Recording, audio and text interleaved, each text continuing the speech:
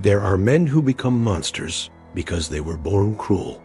And then there are men who become monsters because once in their lives, they make a choice they cannot undo. Long before Conan walked the roads of Hyboria, there lived a man who believed death was the greatest injustice ever given to mankind. He was not born a sorcerer. He was a healer, a scholar, a man who spent his life trying to save those whom everyone else had already abandoned. Until the day someone he loved died in his arms, he refused to accept it. He searched forbidden temples. He opened tombs that had remained sealed for centuries. He traded gold for forgotten manuscripts and blood for ancient knowledge. And eventually, he found what he had been searching for, a way to preserve the memories of the dead. At first, he believed he had defeated death. He had not. He had only discovered a way to make death follow the living. Every memory he saved required another memory to be taken. Every life he tried to preserve destroyed another. And with every sacrifice, a man who had once wanted to save humanity disappeared a little more. Centuries later, travelers would speak of a valley where the dead still whispered, where men returned without knowing their own names, and where something enormous moved beneath the earth, carrying thousands of stolen memories inside its body. They called it a curse. They were wrong. It was the legacy of one man's decision. And eventually, that legacy would cross the path of the Cimmerian, whose name would become feared by kings, Conan. Before we tell you how their paths finally met, subscribe to the Lost Chronicles of Hyboria, because some legends begin with a hero. Others begin with a man who made one terrible choice. History remembers sorcerers by the things they destroyed.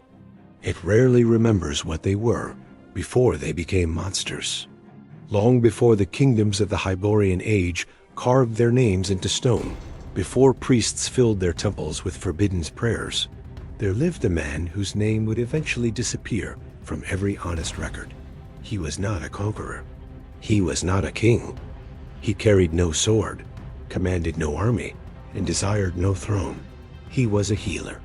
For most of his life, he traveled between villages where disease was more feared than war.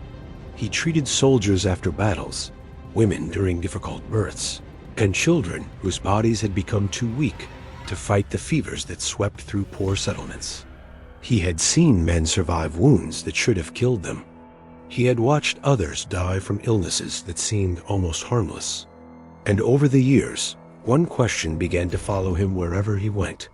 Why did some men live while others were taken without warning? He searched for an answer in herbs first, then in medicine, then in the writings of ancient priests. But nothing could explain what he hated most about death. Death did not care who a man was. A warrior could die beside a coward. A king could die beside a beggar. A mother could disappear while her children still needed her. And once the body was buried, time began another cruelty. People forgot.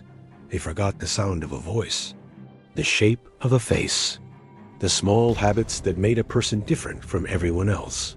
Eventually, even the name disappeared.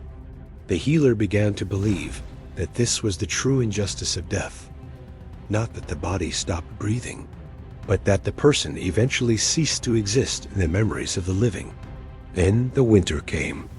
It was colder than any the people of that region could remember. Snow buried the roads, animals disappeared into the mountains, and sickness spread through the villages faster than the healers could travel. The man returned home one evening to find his own family waiting for him. His youngest daughter was sick. There was nothing he could do. He prepared every medicine he knew. He stayed beside her through the night. He watched her breathing become weaker, and before dawn, she died in his arms. For the first time in his life, the healer discovered something more dangerous than grief. He discovered that he was willing to do anything to reverse it. He buried his daughter beneath the frozen earth, but he did not leave her there. He returned the following night, carrying a lamp, a knife, and a collection of ancient writings he had spent years refusing to open. Until then, he had believed there were boundaries no man should cross. That night, he crossed the first one. He opened a book whose pages had been written by men who believed death was not an ending, but a doorway. The healer read until the sun rose, and somewhere beneath the final page, he found a single passage describing something that should not have been possible. A memory, the text claimed, could survive after the body was gone. Not a soul, not a ghost, a memory. The final thought of a dying man. The last image held inside a dead woman's mind. The voice of someone who had already disappeared from the world. The healer stared at those words for a long time. Then he made the decision that would destroy everything he had spent his life trying to protect. He decided that if death had taken his daughter, he would find a way to take her back. He did not know yet what the ancient writers had sacrificed to discover that knowledge. He did not know that some doors were never meant to be opened. And he certainly did not understand that the first thing he would have to sacrifice would not be someone else's life. It would be his own humanity. If you want to uncover the forgotten stories that existed before the legends of Hyboria, subscribe to the Lost Chronicles of Hyboria, because every great monster in history was once something else. And sometimes, it was only a man who made one terrible decision. The healer returned to his daughter's grave 3 nights later. He had not slept since the night she died. The ancient manuscript remained open on the table inside his home, its pages covered with symbols written by men who had been dead for longer than anyone remembered. Most of the instructions were incomplete. Some had been deliberately scratched away. Others were written in languages he could barely understand. But one passage had remained clear. A memory could survive death. Not the body, not the soul, a memory. The healer had spent his entire life studying the human body. He knew how blood moved through veins, how fever consumed the weak, how wounds closed and bones healed. But this was different. The ancient writers were not describing medicine. They were describing a way to preserve something that should have disappeared when the heart stopped. He dug through the frozen earth until his hands became numb. When he finally reached the coffin, he stopped. For several moments, he simply stared at it. He could still walk away. He could close the grave. He could burn the manuscript and return to the life he had known before. Instead, he opened the coffin. His daughter's body was cold. Her face looked almost peaceful beneath the thin cloth that covered her. He touched her cheek. For a moment, he remembered the night before her death. She had been too weak to stand, but she had still smiled when he entered the room. She had asked him whether the snow would disappear by spring. He had told her yes. He had lied. The memory hurt more than the grave, and that pain gave him the courage to continue. He carried the body into an abandoned stone chamber beneath an old temple outside the village. The place had once belonged to priests who worshipped forgotten gods, but no one had entered it for generations. He lit 12 lamps around the chamber. Then he began to follow the instructions. The ritual was not dramatic. There were no storms, no voices from the darkness, no demons appearing from beneath the earth. There was only silence. The healer placed his daughter's belongings around her body. A small wooden animal she had carried since childhood, a piece of cloth from her mother's dress, a cup she used every morning, objects that meant nothing to anyone else, but each one carried a memory. That was what the ancient text required. Memory needed an anchor. The healer closed his eyes and began to speak. Not an incantation, a story. He told his daughter everything he could remember. The first time she had laughed. The first words she had spoken. The day she had fallen into a river and blamed him for pushing her. The winter when she had refused to wear boots. He spoke for hours. He described every detail he was afraid of forgetting. Her voice, her hands, her smile, the way she looked at him when she was angry, the way she slept beside the fire when she was exhausted. He spoke until his throat became raw. Then the lamps began to flicker. The healer stopped. Something had changed. He could feel it, not in the room, inside himself. One memory suddenly became sharper than it had ever been. He could see his daughter's face perfectly. Every detail, every expression, even the tiny scar beneath her chin from a childhood accident. He opened his eyes. The body remained motionless. But then, he heard her laugh. The sound came from the darkness behind him. The healer turned. No one was there. His heart began to pound. Then he heard it again. A child's laughter. Soft, familiar, impossible. He whispered her name. Silence. He tried again. This time, something answered. Daddy? The healer fell to his knees. For the first time since her death, he cried. Not because he was afraid, because he believed he had succeeded. He spoke to the darkness for nearly an hour. The voice answered simple questions. It remembered things only his daughter could have known. The wooden horse beneath her bed, the secret place where she used to hide pieces of fruit, the name she had given to a stray dog. Every answer convinced him that she was still there, that death had not taken everything. He had found a way to preserve her, or so he believed. Before dawn, the voice became weaker. The healer begged it to stay. Please, nothing. Please don't leave me again. The voice whispered one final word. Cold. Then silence. The lamps went out. The healer remained alone in the darkness. He waited until morning. Then he returned to the manuscript. There, beneath the passage he had studied for days, he found another line. A line he had overlooked because the ink had almost disappeared. He cleaned the page with trembling fingers. The meaning became clear. A memory could not exist without a vessel, and when a memory was taken from the dead, something living had to surrender its place. The healer stared at the words. He read them again, then again. He refused to believe them. His daughter had spoken. She had remembered things. She had answered him. That had to mean he had succeeded. But as he returned home, something followed him. A strange emptiness. He entered the village and passed a woman he had known for 20 years. She greeted him. He stopped. He knew her name. He knew where she lived. He knew her husband, but he could no longer remember her face. He stood there, confused. The woman smiled at him. Are you all right? The healer nodded, then walked away. He did not understand what had happened. Not yet. That night, he opened the manuscript again. And this time, he read the final warning. The ritual did not preserve memories. It transferred them. The dead could not keep what they had lost. Someone living had to carry it. And the more memories he brought back, the more memories would disappear from someone else. The healer sat alone beside the dying fire. He thought about the woman, whose face he could no longer remember. Then he thought about his daughter. For the first time, he understood the price. He should have stopped. He should have burned the manuscript. He should have returned to the grave and accepted what every human being eventually had to accept. Instead, he turned the page. Because the voice of his daughter had spoken to him once. And now he wanted to hear it again.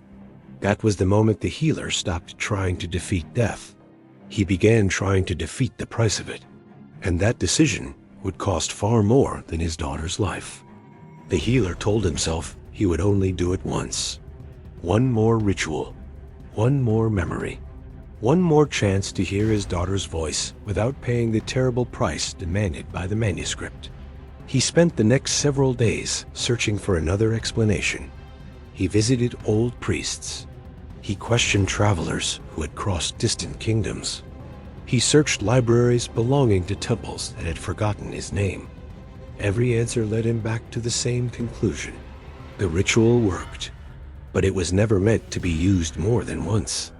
The ancient writers had understood something he had refused to accept.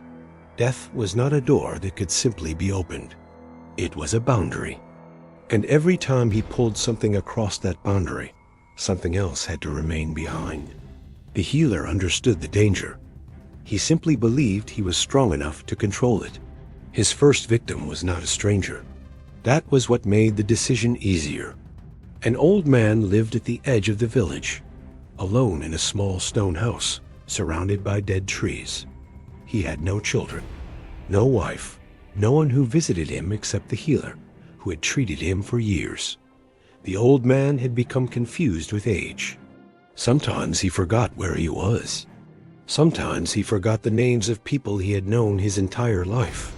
The healer began visiting him every evening. He brought food. He brought medicine. He listened to stories the old man repeated over and over. And slowly, he learned that the old man's memories were unusually strong.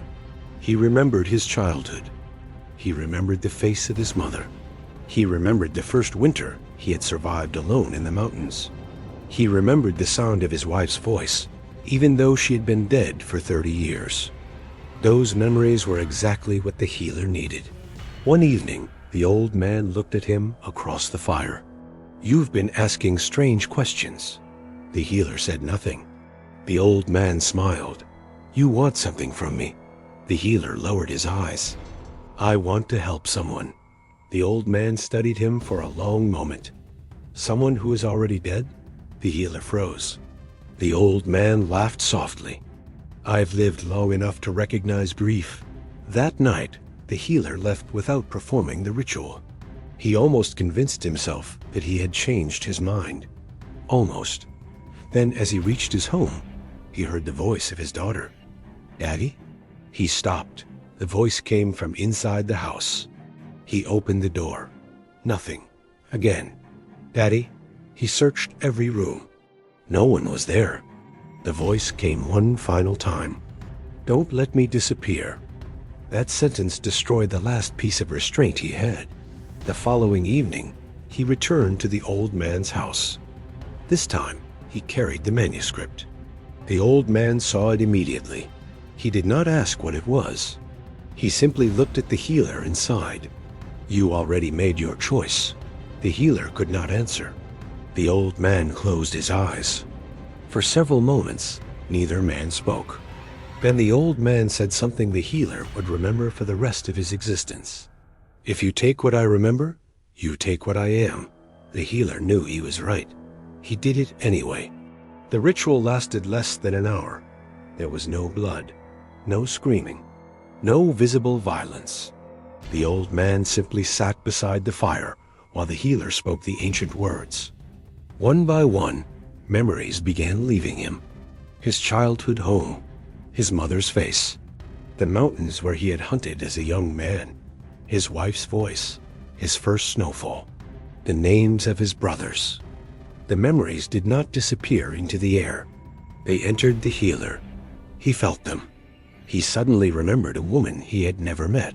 He could smell a house he had never entered. He could hear children laughing in a village he had never visited. For a few moments, he became someone else. Then the ritual ended. The old man opened his eyes. He looked around the room. "Where am I?" The healer's stomach turned. "You are home." The old man shook his head. "I don't remember this place." The healer wanted to leave. Instead, he remained there. The old man looked at him with frightened eyes. "Who are you?" The healer said his name. The old man stared at him. Nothing. The healer walked home, carrying memories that did not belong to him. That night, he returned to the stone chamber beneath the temple. He placed the old man's memories beside his daughter's remains. The lamps burned, the darkness moved, and then she spoke again. "Daddy," the healer smiled. She remembered everything. The old man's memories had given her something stronger than before. She remembered the village. She remembered her room. She remembered the little wooden animal. She even remembered the last night of her life. But then she asked a question that made the healer's blood run cold. "Who is the old man?" He stared into the darkness. She continued, "I can see his memories." The healer stepped backward. His daughter was not simply returning. She was carrying someone else's life inside her. The voice began changing. At first, it sounded like a child. Then an old man spoke through it. Then a woman's voice. Then several voices at once. The healer extinguished the lamps. Silence returned. He stood alone in the chamber, trembling. He finally understood what he had created. He had not brought his daughter back. He had built a place where memories could survive without the people who had lived them. And memories had no loyalty. They could be moved, combined, stolen, passed from one mind to another. The healer should have stopped. But when he returned to his daughter's grave the next morning, he found himself kneeling in the snow. He placed his hand against the frozen earth. He could hear her voice beneath it. And now, she sounded happier. That was enough. He told himself that the old man had been dying anyway. He told himself that one life was a small price for restoring another. He told himself that he would only take memories from people who had little time left. That was how the first sacrifice became an excuse for the second, and the second became an excuse for the third. Soon, the healer stopped asking whether someone deserved to die. He began asking a different question. How much could he take before anyone noticed? That was when the healer ceased being a man who wanted to save his daughter. He became a man who believed other people's lives were acceptable prices for his own grief. At first, the healer chose his victims carefully.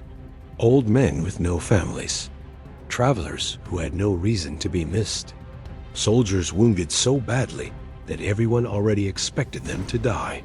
He told himself there was a difference between murder and mercy. He was not killing them. He was taking what death would soon take anyway. That was the lie that allowed him to continue.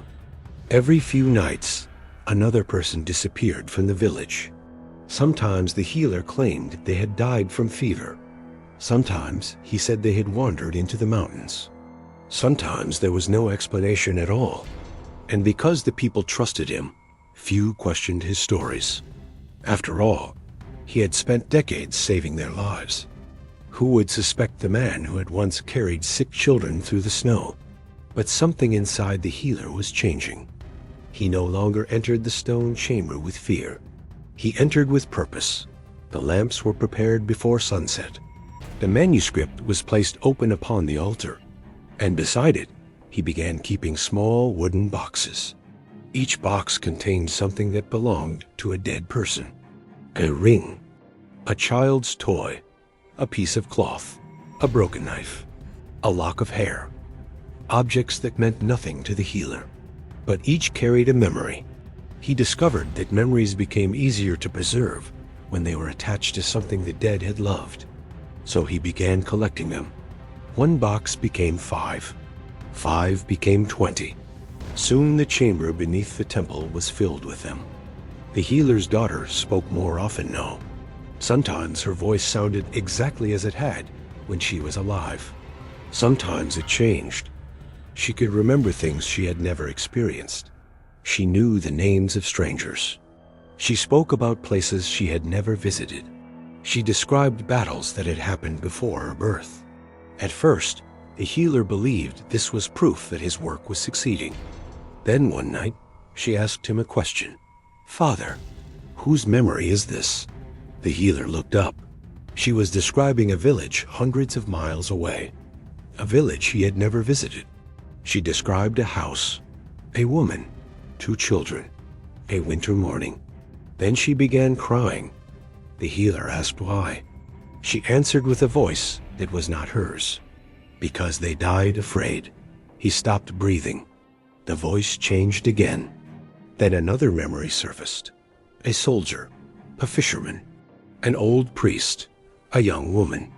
Dozens of lives began speaking through his daughter's voice. The healer realized the truth. The memories were not simply being stored. They were accumulating. Every person he touched left something behind, and those fragments were beginning to mix. The dead were no longer silent. They were living together inside the same vessel. The healer tried to separate them. He failed. He searched the manuscript for another ritual. There was one, but it required something far worse. The memories could be separated only if they were transferred into a larger vessel, a living vessel, something capable of carrying hundreds, perhaps thousands. The healer stared at the instructions for a long time. He understood immediately what the ancient writers had meant. The stone chamber had never been the prison. It had only been the beginning. The real vessel had to be alive. He closed the book. He told himself he would never perform such a ritual. For 3 days, he did nothing. Then his daughter stopped speaking. The chamber became silent. The healer returned every night. He called her name. Nothing answered. He begged. Nothing. He screamed at the darkness. Still nothing. He believed he had finally lost her again. Then, on the 4th night, a voice came from behind him. Not his daughter's. A man's. "You are looking for her?" The healer turned. An old stranger stood inside the chamber. The healer had never seen him before. His skin was pale. His eyes were completely black. And yet the man was smiling. "You have spent years collecting what death leaves behind." The healer reached for a knife. The stranger did not move. "You think you discovered this?" His smile widened. "You did not." The healer demanded to know who he was. The stranger answered with a name that had disappeared from every human language centuries before. Then he pointed toward the boxes. "Those memories are not yours." The healer stared at him. "Then whose are they?" The stranger smiled again. "Everyone's." The lamps went out. When they returned, the stranger was gone. But one of the wooden boxes had opened. Inside was a memory the healer had never collected. He touched it, and suddenly, he saw the mountains, not as they were now, as they had been thousands of years before. He saw enormous creatures walking between them. He saw men building walls beneath the earth. He saw thousands of people kneeling before a black stone.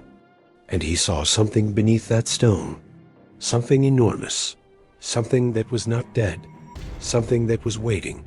The healer pulled his hand away. The vision disappeared. For the first time in years, fear returned. Not fear of death, fear of what he had been feeding. He understood that the memories were not simply remnants of dead people. They were fragments of something much older.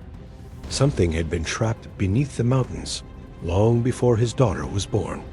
And every memory he collected was somehow bringing that ancient presence closer to the surface. He should have destroyed everything. Instead, he made the worst decision of his life. He began searching for a vessel, not a coffin, not a stone, a living man. Someone strong enough to carry every memory he had collected. Someone whose mind would not break immediately. He traveled beyond his homeland. He searched among warriors, prisoners, mercenaries, and men known for surviving wounds that should have killed them. He found many who were strong. None were strong enough, until he discovered a tribe living beyond the northern mountains. Their warriors were enormous. Their bodies were scarred from birth by ritual. They were said to possess memories that passed from father to son. The healer believed he had finally found what he needed. He did not understand what he was actually approaching. The tribe did not guard the valley. They guarded the thing beneath it. And when the healer crossed their border, the mountains began to whisper his daughter's voice. He followed it. He always followed it. Because by then, he was no longer trying to bring his daughter back. He was willing to destroy the world, if it meant hearing her speak one more time. The healer entered the northern mountains believing he had finally found the answer. He was wrong. The tribe he had been searching for did not welcome strangers. They watched him from the cliffs long before he reached their settlement. Their warriors carried no banners and wore no symbols of any kingdom. Their bodies were covered with old scars, and their eyes followed the healer with the quiet suspicion of men who had spent generations guarding something they were forbidden to explain. He was brought before their oldest man. The elder listened without interrupting, while the healer described the valley, the memories, and the voices that had begun speaking through his daughter. When he finished, the old man remained silent. Then he asked a single question. "Did you hear her voice beneath the mountain?" The healer nodded. The elder closed his eyes. "Then it has already noticed you." The healer demanded to know what lived beneath the valley. The old man refused to answer. Instead, he told him to leave before nightfall. The healer refused. He offered gold. The elder ignored it. He offered medicine. The elder pushed it away. Finally, the healer said the one thing he knew would matter. "My daughter is there." The old man's expression changed. Not with sympathy, with fear. "Your daughter is dead." The healer stepped forward. "Her memory remains." The elder looked directly into his eyes. "That is not your daughter." Those words followed the healer long after the tribe forced him away from the settlement. He continued north. By sunset, the mountains had swallowed every trace of civilization. No birds crossed the sky. No wolves followed his trail. Even the wind seemed to avoid the narrow valley between the cliffs. Then he heard it. "Daddy." The healer stopped.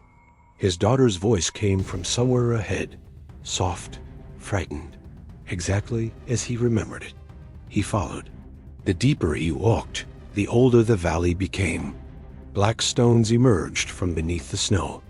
Ancient pillars stood half buried in the earth, and carved across their surfaces were thousands of human hands.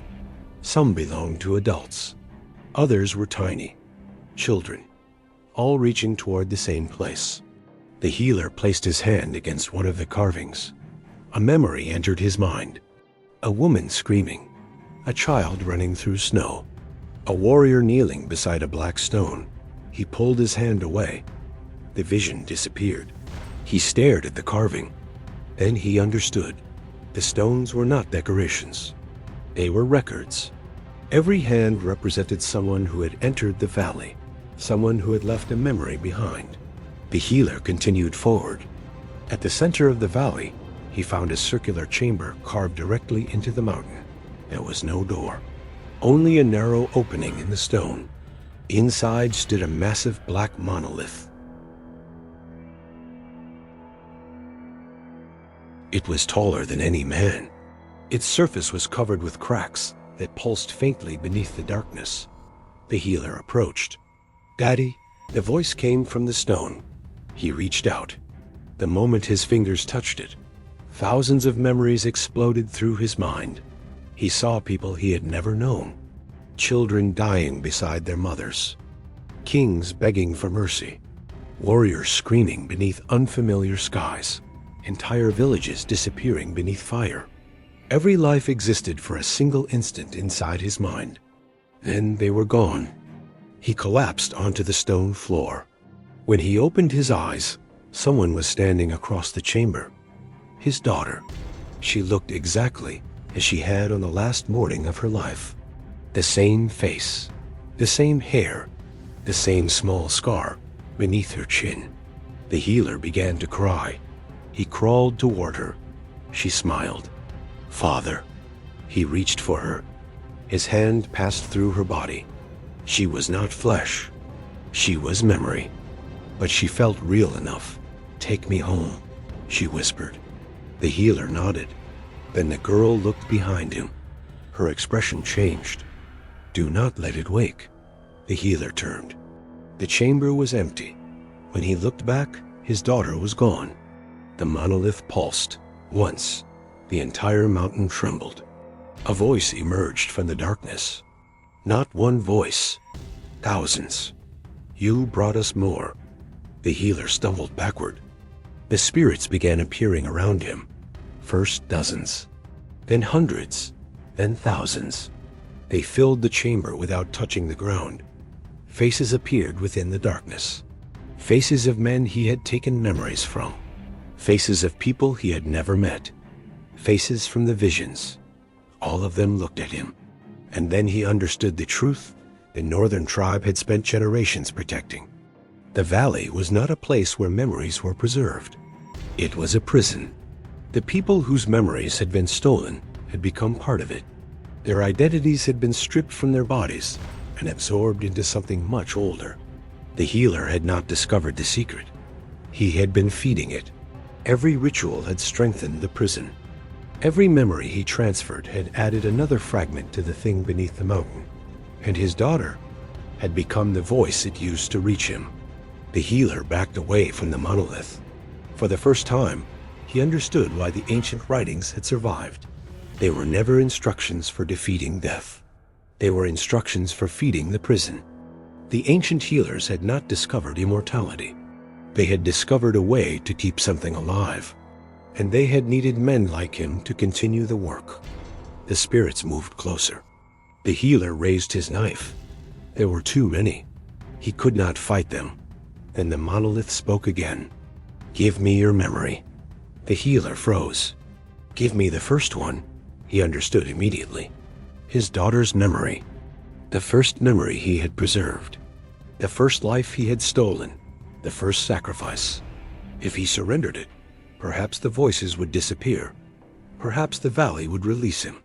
He closed his eyes, and for the first time in years, he saw his daughter's face perfectly. He could hear her laugh. He could remember the warmth of her hand. He could remember the final question she had asked him before dying. Would the snow disappear by spring?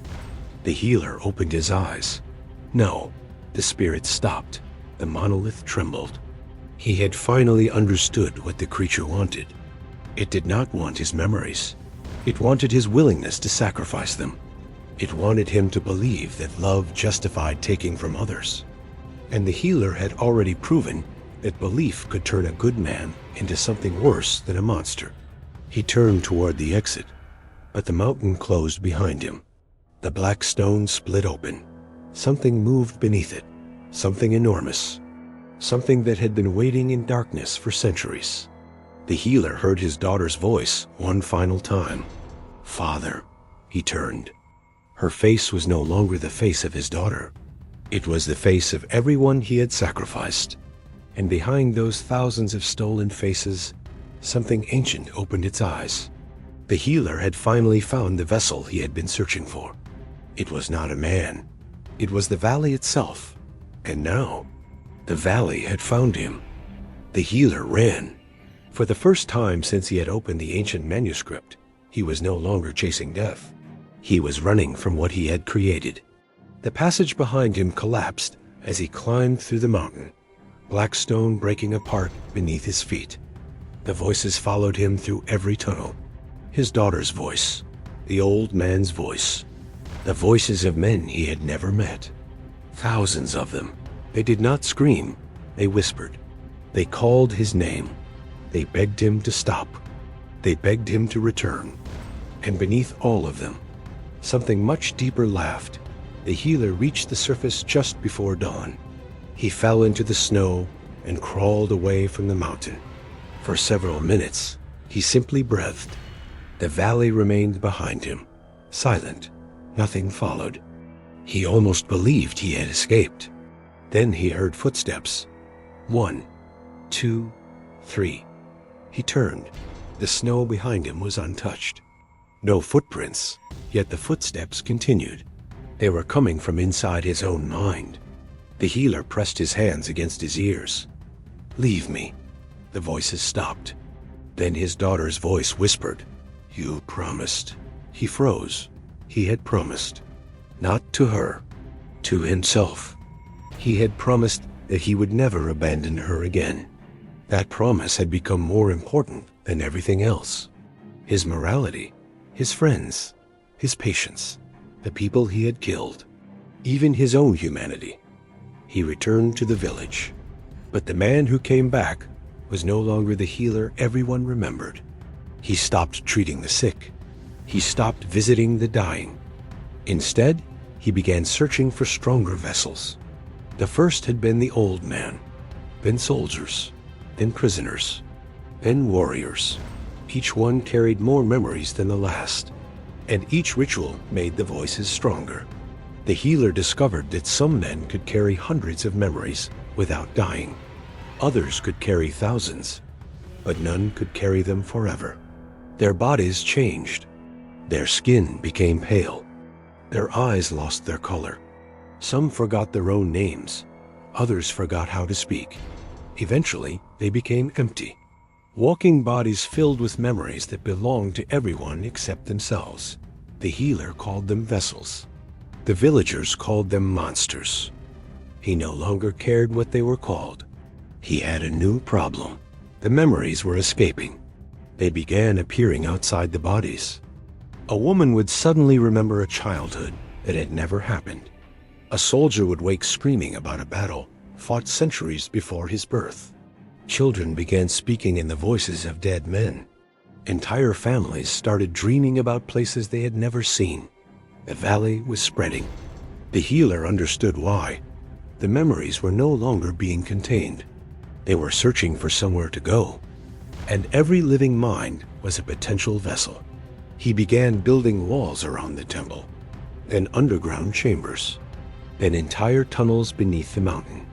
He gathered the strongest vessels and brought them there.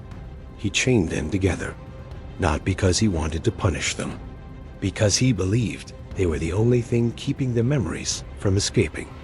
But the more he contained, the more the valley grew. The spirits became visible at night, dark figures walking between houses, standing beside beds, watching children sleep. The villagers began disappearing, then entire settlements. The healer finally understood the scale of what he had done. He had created a doorway, and something was using it. One winter morning, the tribe from the northern mountains arrived. Dozens of warriors crossed the snow carrying stone weapons and burning torches. Their leader was the same elder who had warned him. The old man looked at the healer and said, "You were told to leave." The healer looked toward the mountain. Behind him stood hundreds of pale vessels. "I can control it." The elder shook his head. "No man controls a thing that has no desire except to survive." The healer raised his hand. The spirits emerged. The warriors formed a circle. For the first time, the healer realized they had not come to kill him. They had come to kill what he had created. The battle lasted until nightfall. The stone weapons shattered against the vessels. The spirits moved through the warriors like smoke. Men dropped their weapons. Some began speaking with the voices of dead relatives. Others simply stood still, smiling at people no one else could see. The healer watched helplessly. Then the elder reached him. The old man's spear stopped inches from his chest. "You still have a choice." The healer stared at him. "What choice?" "End it." The healer looked toward the mountain. His daughter's voice came from within. "Father." He closed his eyes. For a moment, he considered it. Then the voice continued. "Don't leave me alone." His eyes opened. The decision was made. He killed the elder. The spear fell into the snow. The remaining warriors fled. The healer stood over the old man's body. Blood spread across the white ground, and something inside him finally broke. Not his mind, his conscience. After that night, he stopped pretending he was saving anyone. He built the first great vessel, a creature large enough to carry the accumulated memories of thousands. He used the bodies of dead warriors, the bones of giants buried beneath the mountains, the flesh of men who had survived his rituals, and the memories of everyone he had sacrificed. He gave it a single purpose: contain them. The creature grew beneath the mountain. Its body became larger than any man. Its skin hardened like stone. Its eyes filled with pale light. And inside its body, thousands of stolen memories continued to live. The healer stood before it when the work was finished. The creature opened its eyes. For a moment, he saw his daughter, then his father, then the old man, then faces belonging to people he had never known. All of them spoke at once. Why? The healer could not answer. The creature rose. The mountain shook. The healer stepped backward. He had spent years trying to bring one person back from death. Instead, he had created something that carried thousands of dead inside a single body. And now the creature was no longer obeying him. It turned toward the surface, toward the world. The healer realized what would happen next. If the vessel left the mountain, every memory inside it would spread. Every person it touched could become another vessel. The valley would no longer be a prison. It would become an army. The healer finally understood the only solution: He could not destroy the creature. He could not release the memories. He could only imprison them. So he made one final decision. He sealed the creature beneath the mountain. Then he sealed himself inside with it. For centuries, the valley would remain silent. Travelers would disappear. Hunters would hear voices calling their names. And sometimes, a pale figure would emerge from the snow, carrying memories that did not belong to him. The villagers would eventually forget the healer's name. The tribe would become legend. The temple would collapse. The manuscripts would disappear, but the creature would remain, waiting, because the healer had made one final mistake. He believed the prison was strong enough to contain what he had created. He was wrong. The prison was never meant to last forever. It was only waiting for someone strong enough to break it. And centuries later, that man would walk into the mountains carrying a double-bladed axe. His name was Conan. By the time Conan first heard the story of the Northern Valley, almost no one remembered the man who had created it. The tale had changed with every generation. Some called the place cursed. Others claimed an ancient god slept beneath the mountains. The oldest Sumerians simply refused to speak of it. They had learned that certain places survived because men were wise enough to leave them alone. Conan had never been particularly wise. He had survived because he knew when to fight, and because curiosity had never frightened him as much as hunger. It began with an elk. A wounded animal had crossed the northern hunting grounds during the night, leaving a trail of blood through the snow. Conan followed it before sunrise, expecting an easy kill. Instead, the tracks carried him farther north. The forest became darker. The pines grew older. Then the sounds of the wilderness disappeared. No ravens, no wolves, no wind. Conan stopped. He had spent enough years in the wilderness to recognize when nature became unnatural. The silence was wrong.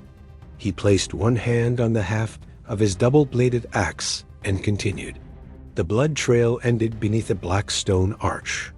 Thousands of handprints covered the rock. Some were enormous. Others belonged to children. Conan studied them for several seconds, then stepped beneath the arch. The moment he crossed, the wind stopped. Behind him came a single sound. Crunch. A footstep. Conan did not turn. He waited. Nothing followed. He eventually looked over his shoulder. There was no one there. His own tracks were the only tracks in the snow. He continued deeper into the valley. Before long, he found the first body. An ancient warrior lay beneath a fallen pine. The corpse had been there for decades, perhaps centuries, but the sword beside it showed almost no rust. Conan crouched beside the body. The dead man's face was turned toward the mountains. Then he noticed another corpse, and another. Soon they appeared everywhere. Warriors, hunters, women, children, different clothes, different weapons, different ages. Ancient ages, but everybody faced north. Conan stood slowly. He had entered a graveyard, except no one had buried the dead. That night, he found shelter beneath a cliff. He built a small fire and rested with his axe across his knees. Then someone spoke behind him. "You're bleeding." Conan turned. No one was there. The voice came again. Conan, his father's voice. He had not heard it since childhood. His hand tightened around the axe. The voice spoke softly. "You don't have to keep fighting." Conan stared into the darkness. He had fought men stronger than himself. He had fought beasts. He had fought sorcery. But hearing a dead man's voice was different. He refused to answer. The fire suddenly went out. Footsteps surrounded him. One, then another, then dozens. Conan stood in complete darkness. He could hear people walking around him, but no one breathed. He waited until the footsteps stopped, then relit the fire. The snow around him was covered with footprints, hundreds of them. Bare feet, children, warriors, old men, all surrounding him. none leading away. Conan looked at the tracks, then smiled, not because he was amused, because fear had never been useful. He picked up his axe. Calm, nothing happened. The spirits did not attack. They simply watched. By morning, Conan continued deeper into the valley. Eventually, he saw lights, a village, smoke rising from chimneys, people moving around fires. For the first time since entering the mountains, he felt relief. He approached cautiously. Then one of the figures turned. It had no face. Conan stopped. Another figure turned. No face. Then another. The entire village went silent. Every figure slowly stood. At the same moment, every fire went out. Conan raised his axe. The figures began walking toward him. He expected an attack. Instead, they stopped several paces away. One of them whispered, "Do you remember her?" Conan frowned. Another voice answered, "Your mother." The barbarian's expression hardened. He remembered his mother. He remembered the day she died. He remembered the smell of blood. He remembered her final words. The spirits began speaking together. "You remember. You still remember. You still have it." Conan suddenly understood what they wanted. Not his life, his memory. He stepped backward. The figures moved forward. He swung the axe. The blade passed through the nearest body. The figure disappeared, then reappeared behind him. Conan turned. Another voice whispered beside his ear, "Give us one." He struck again. Nothing. The valley did not want to kill him. It wanted him empty. Conan ran, not from fear, from instinct. The deeper he went, the more the valley changed. He found the black monolith beneath the mountain, the same stone that had appeared in the healer's memories centuries before. The spirits gathered around it, thousands. They did not attack Conan. They knelt. The monolith pulsed. A voice emerged from within, not the voice of the healer, not the voice of his daughter, something older, something that had learned every human voice ever brought into the valley. Conan. He froze. The creature knew his name. Come closer. He remained where he was. The voice changed. Now it sounded like his mother. Come home. Conan's jaw tightened. He wanted to believe it.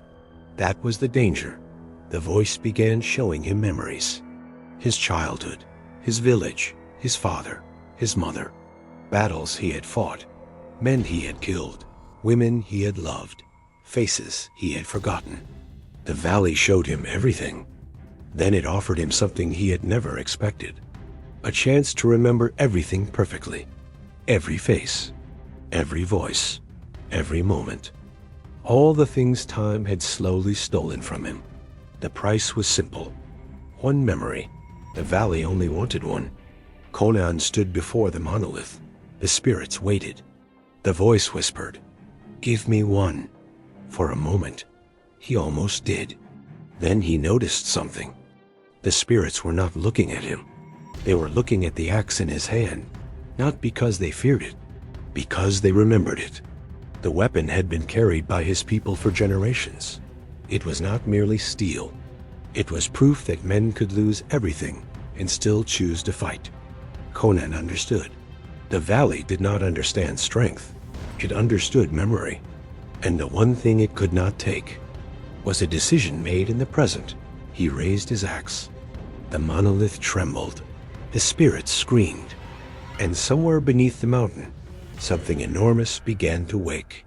Conan had finally reached the prison, but he had not come to open it. He had come to discover why it had been built. And what waited behind it had been waiting for a man exactly like him.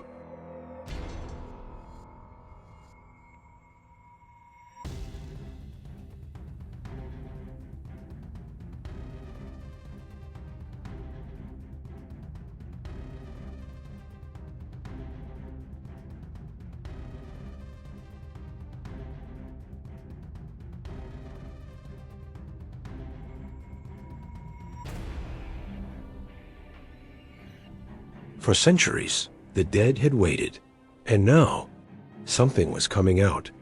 The first hand emerged from beneath the stone. It was enormous, larger than a man's torso. Its fingers looked like blackened rock, covered with ancient scars and glowing runes. The hand gripped the edge of the monolith. Then another appeared. The stone split apart. A figure slowly rose from beneath the mountain. It was taller than any man Conan had ever seen. Its body seemed to have been carved from the same black stone as the valley itself. Cracks ran across its chest and shoulders, and behind those cracks burned thousands of pale lights. Not eyes, memories. Every light belonged to someone. Every light was a life. The creature looked at Conan and spoke with the voice of his mother. "Son." Conan froze. Only for a heartbeat. That was enough. The creature moved. Its hand struck the ground where Conan had been standing. Snow and stone exploded into the air. Conan rolled beneath the enormous arm and buried his axe into the creature's leg. The blade struck. Stone cracked. Black blood poured across the snow. The creature staggered. Then the wound closed. The spirits rushed into the crack. The wound disappeared. Conan stepped backward. He understood immediately. The creature could heal.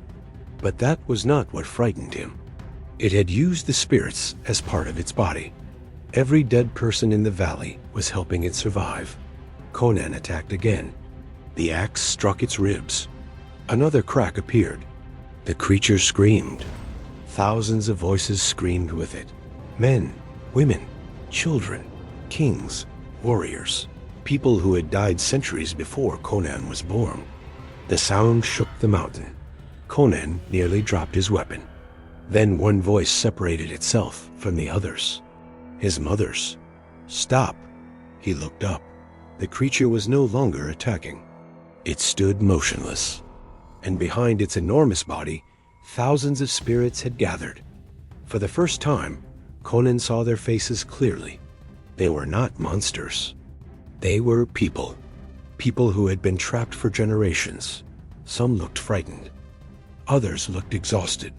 Many simply looked sad. Then a woman stepped forward. She looked exactly as Conan remembered his mother. The same dark hair. The same eyes. The same expression she had worn when she held him as a child. Conan's breathing stopped. "Conan." He could not move. The woman smiled. "I waited for you." He knew it was not real. He knew. And yet, he wanted it to be. The creature had discovered the one weapon that steel could not defeat. It had found something Conan wanted more than victory. A memory he would never willingly surrender.